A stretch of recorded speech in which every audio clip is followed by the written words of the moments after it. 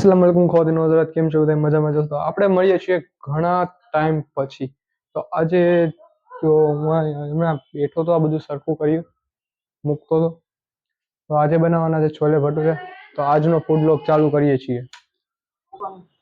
તો આપણે લઈ લીધા છે અહીંયા તમાલપત્તા, લવિંગ, બાદિયા, તલ, ધાણા જીરું, લાલ મરચા, તજ, બાદિયા ને ધાણા. આને હવે આપણે આમાં શેકી લઈશું.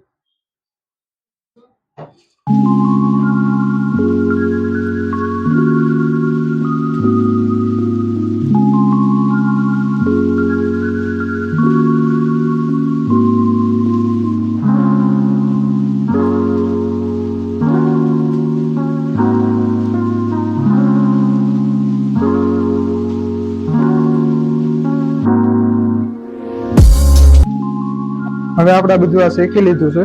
તો આપણે આને મિક્સરમાં નાખીને બ્લેન્ડર કરી લઈશું. હવે આપણે ચણા બાફી લીધા છે. હવે આમાં તેલ મૂકી દઈએ છીએ. આ ઓલું આપણે જે આ સૂકો મસાલો તૈયાર કર્યો ને એનો આવો ભૂકો કરી લીધો. ત્યારબાદ આમાં તેલ મૂકીને બધું વઘાર કરશું. હવે આ તેલ થઈ ગયું છે તૈયાર અને હવે આ બધી વસ્તુ આપણે વઘાર માટે નાખીશું.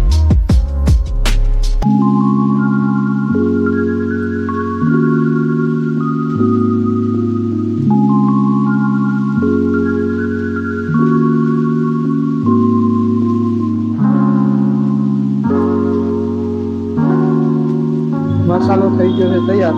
ત્યારબાદ આમાં આપણે પીસેલી ડુંગળી એડ કરી છે.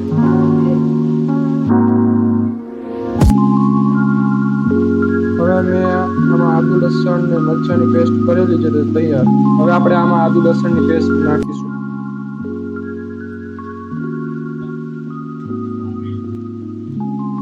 હવે આપણે ટમેટાની ગ્રેવી તૈયાર કરી લીધી છે. ત્યાર થોડીક વાર પછી આપણે આમાં એડ કરીશું. હવે આપણે આમાં હળદર અને ધાણા જીરું ઉમેરી દીધું છે. હવે આપણે આને મિક્સ કરીશું. લાલ મરચું એડ કરીશું. હવે આપણે આમાં ટમેટાની ગ્રેવી ઉમેરીશું.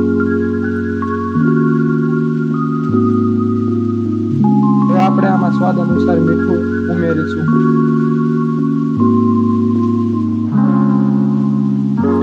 હવે આને થોડી વાર માટે 3-4 મિનિટ સુધી, ત્યાં સુધી તેલ ના આવે ત્યાં સુધી આપણે એને હલાવશું. આપણે જે ગરમ મસાલાની પેસ્ટ બનાવી હતી એ હવે નાખીશું. હવે આને થોડી વાર